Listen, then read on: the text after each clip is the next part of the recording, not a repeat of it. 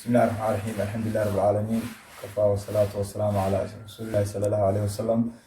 maanta ay tahay waxa weeye maalin khamiisa 27 bishii October waxaan si rasmi ah maanta u bilownay dayactirkii waxa weeye xafiiskii dhalinyarada ee xaafadda Daaroole runtii maanta waxa weeye shaqadii koowaad la wadaa waa halka wanaga ka muuqata waxa weeyaan diyaadadii jajabnaa ee waxa weeye xafiiska u dhawaa waxa weeye maanta sida runtii waxa weeye shaqadii ay socoto xaggan kale waxa weeyaan gudaha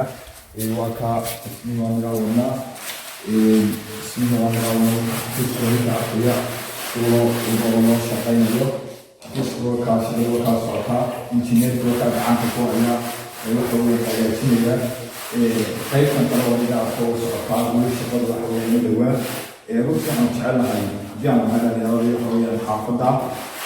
Daaroole aan jecelahay in qof kasta oo dhalinyaro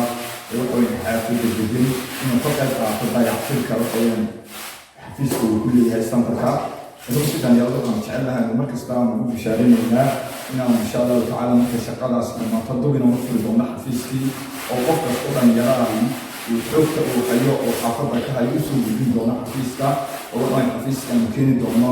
inaan hayna waxa weeyaan wax kasta oo soo gudbisaan insha Allah taala noo qaban doonto marka insha Allah maanta sabtida waxaan rajeynayaa insha Allah taala xaaladda ka jiri doona xafiiska qolada maamulka dowladda oo sanad aan dirayna insha Allah taala fariimo oo leenahay waxaan xafiiska wixii ka dhiman